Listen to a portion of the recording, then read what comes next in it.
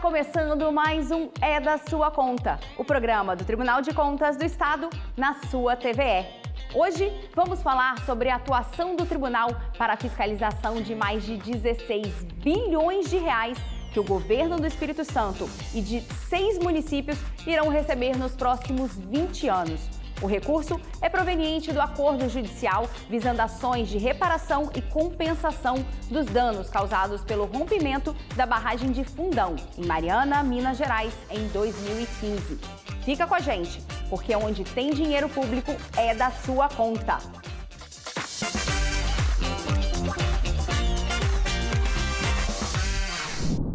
O Tribunal de Contas do Estado já iniciou um processo de levantamento com o objetivo de identificar como os gestores planejam utilizar os recursos do acordo judicial da barragem de Fundão para identificar riscos e propor ações de fiscalizações específicas. Eu estou aqui com o auditor Anderson Rolim no estúdio para nos explicar como que vai funcionar esse trabalho. Bem-vindo, Anderson. Obrigado, Mariana. Saudação a todos que nos assistem. É uma satisfação poder estar falando um pouquinho sobre mais esse trabalho do tribunal aqui. Tá certo. Para a gente começar, o que é esse acordo de Fundão? Bom, como o próprio nome já sugere, né, ele é um acordo firmado entre as partes com vistas a substituir os conflitos judiciais, né, que ocorreram em função do rompimento da barragem de Mariana, lá em 2015. Num primeiro momento, ainda em 2016, houve um primeiro acordo, né, em que as empresas responsáveis assumiram algumas obrigações com vistas a essa reparação por meio da constituição da Fundação Renova, mas esse modelo de acordo não funcionou bem, não foi satisfatório a evolução dessas ações e culminou nesse novo acordo, né, firmado no final do ano passado, em que as partes chegaram num senso comum, assim, né, para evitar aquela disputa, aqueles conflitos judiciais que a gente já conhece, né, que duram muito tempo, né? Enfim, as partes chegaram a esse acordo, estabelecendo quais seriam as ações, né, que representariam, de fato, a reconstituição de todos os danos que foram provocados por esse rompimento dessa barragem. Assinam um acordo, né, da parte das empresas responsáveis, a Samarco, e as acionistas da Samarco, né, que são a BHP e a Vale, e por parte do poder público assinam um acordo a União, né, os governos estaduais do Espírito Santo e Minas Gerais, além dos ministérios públicos da União e dos estados e as defensorias públicas também da União e dos estados. E os municípios atingidos, eles entram nesse acordo? Então, o acordo, apesar dos municípios não assinarem diretamente os termos do acordo, né, o próprio acordo prevê alguns municípios que são elegíveis, né, a fazer a sua adesão. Então, no caso do Espírito Santo, nós tivemos 11 municípios que foram elegíveis, né, a adesão ao acordo, dos quais apenas 6, né, de fato, aderiram, que foram Conceição da Barra, São Mateus, Linhares, Fundão, Serra e Anchieta. Tá certo. E quando a gente fala em recursos, a gente está falando de quanto, Anderson? Isso, então. Os valores totais envolvidos, né, no acordo chegam a monta, vou falar valores aproximados, tá? Para ficar mais fácil da gente abordar. Chegam a um total de 170 bilhões. Desses 170 bilhões, cerca de 70 bilhões são recursos que vão ser executados pelas próprias, né, empresas responsáveis por meio da Fundação Renova. Algumas ações que já se iniciaram e outras que estão por vir. E a maior parte desse recurso, que são cerca de 100 bilhões, vão ser repassados à União e aos governos estaduais e os municípios que aderiram. Desses 100 bilhões, cerca de 40 bilhões são recursos que serão aplicados efetivamente no Estado do Espírito Santo, sendo que uma parte desse recurso vai ser executada, né, através do governo federal. Ao governo do Estado vão ser repassados cerca de 14 bilhões de reais, e aí somados todos os 6 municípios elegíveis que aderiram, aproximadamente 800 milhões de reais, certo, pelos próximos 20 anos. E eles podem fazer o que com esse recurso? Gastar com o que quiser ou só pode investir em meio ambiente? Ou tem alguma coisa assim? Não existem objetos específicos definidos no acordo, né? Então, o acordo traz lá diversas possíveis iniciativas, né, nas mais variadas temáticas, né, na temática, no campo da educação, da saúde, da assistência social, do meio ambiente, enfim, tem uma série, um leque muito grande de alternativas que possibilitam a aplicação desses recursos e caberá, né, a cada um de cada um dos entes que vai receber esse acordo, os municípios ou o Estado, né, estabelecer no seu planejamento algumas diretrizes, né, Sim. e aplicarem esse recurso dentro daquilo que tá previsto nos termos do acordo. Qual é o papel do tribunal nessa fiscalização? No primeiro momento, nós estamos fazendo um levantamento, né, uma fiscalização na modalidade de levantamento, e aí identificar como os municípios estão se preparando e o que eles estão planejando para receber e fazer a aplicação desses recursos, em termos de estrutura, né? E um objetivo também desse levantamento inicial é conhecer, né, como que o município está se preparando em termos de ouvir a sociedade, como que vai ser a transparência, como que vai definir as diretrizes para utilizar esse recurso. E aí, feito esse levantamento, nesse primeiro momento, quais são os próximos passos ali no Tribunal de Contas? Isso. Aí, paralelamente a esse levantamento, nós já estamos trabalhando no planejamento das auditorias propriamente dito, né?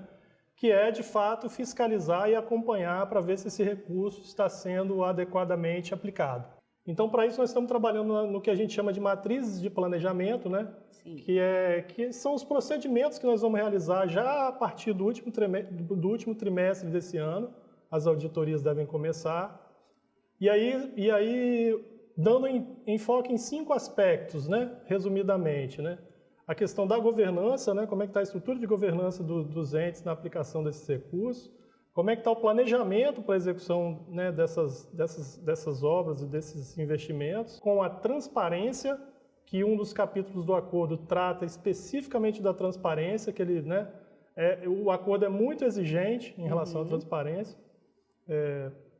Inclusive, vai ter um site, né, o acordo prevê a elaboração de um site específico para disponibilizar todas as informações desses recursos. E os outros 2 pontos são a parte de licitação, né, a legalidade, a regularidade, né, das licitações e das execuções contratuais, né, e das obras e dos serviços que vão ser realizados, com enfoque especialmente em se estão sendo realizadas com preços adequados, com preços justos e qualidade. Preço e qualidade, as 2 vertentes principais aí na parte da execução contratual. Importante também destacar, Mariana, uma coisinha, um detalhezinho que eu esqueci de dizer, né? Essa fiscalização está acontecendo no âmbito da Secretaria de Controle Externo de Infraestrutura e Desenvolvimento Sustentável. Então, nesse primeiro momento, o nosso enfoque é naquelas despesas, naqueles recursos que vão ser utilizados em infraestrutura. Nessa área. Isso, na área de infraestrutura. Traduzindo, né, o que vai se transformar em obra ou serviço de engenharia. Tá certo. Obrigada, Anderson. Por nada, disponha. E agora eu convido a Clarissa Escárdua para o Minuto TCE.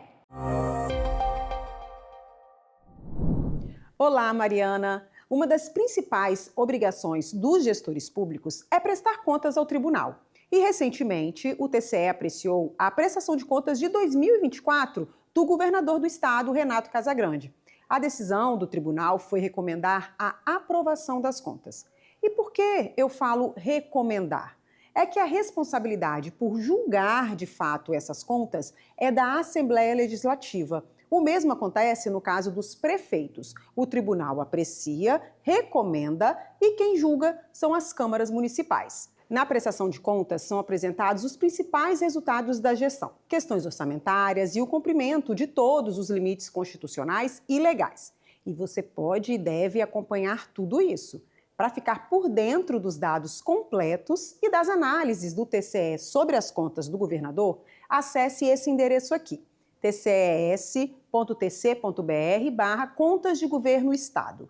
Você vai ficar por dentro de como está a gestão do nosso estado, como está sendo aplicado o dinheiro que a gente paga com nossos impostos do dia a dia. Então, fica a dica. Volto com você, Mariana. Obrigada, Clarissa. E tem reportagem do Kaique Dias aqui no É da Sua Conta. Acompanhe.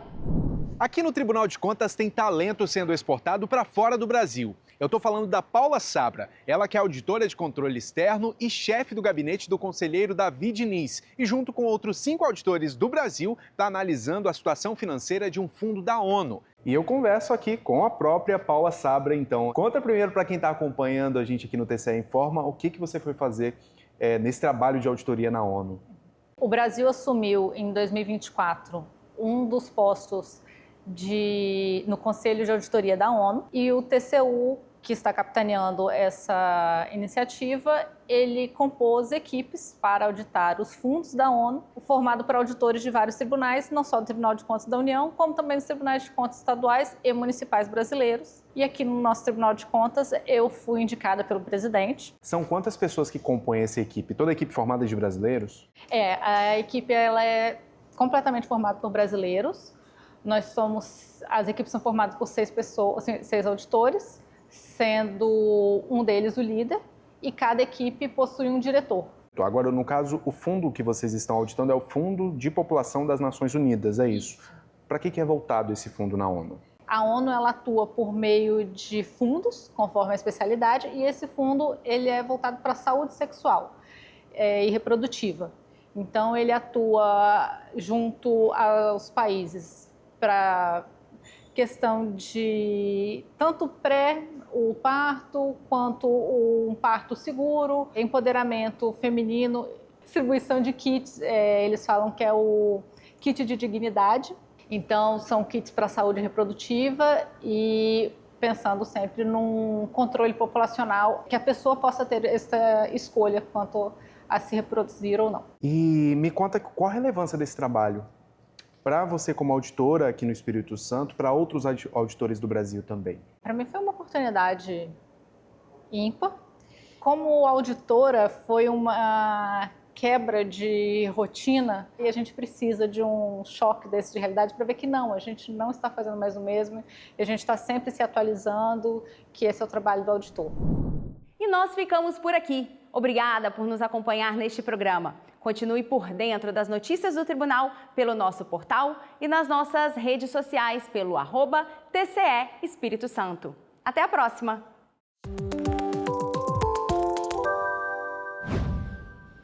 Você deixa a lâmpada acesa na sua casa durante o dia?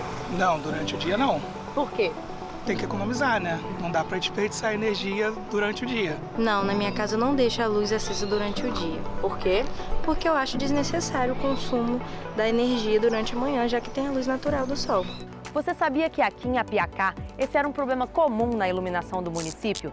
Hoje a situação foi corrigida e o Tribunal de Contas tem a ver com isso.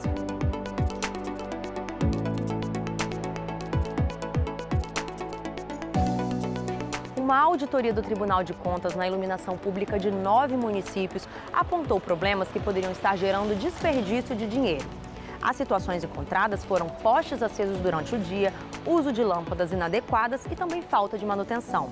As equipes foram a campo verificar como estava sendo feito o serviço e logo em seguida faziam alertas aos gestores. O engenheiro do Tribunal de Contas pontuou diversos pontos com a gente em relação à iluminação que estava acesa 24 horas por dia, alguns pontos que poderia melhorar. Fizemos toda a pontuação, sanando toda a pontuação feita pelo Tribunal de Contas e ajudou muito a população. Com essa fiscalização do Tribunal de Contas, nós estamos fazendo um estudo de engenharia para trocar todas as lâmpadas de vapor de sódio para LED. Isso gera economia, segurança, porque fica mais iluminado as ruas. As ruas do bairro José Henriques foram uma das primeiras partes da cidade a receber iluminação de LED, que é mais moderna e mais potente. A população já percebe a diferença em relação às ruas com a iluminação antiga. Antes era uma escuridão, então praticamente a gente vivia de vela. Ficava de vela, eu, meus filhos, as crianças, a vizinhança toda. Com a luz, na iluminação da rua, melhorou muito, muito mesmo. A primeira vez que vieram fazer a instalação de luz aqui, a gente brincava no escuro, como eu falei, mas quando vieram a instalação de luz, nossa, foi uma alegria tanto. Aí foi futebol, jogar bola, todo mundo conversando, a vizinhança todo lado de fora, reuniu todo mundo. Foi ótimo.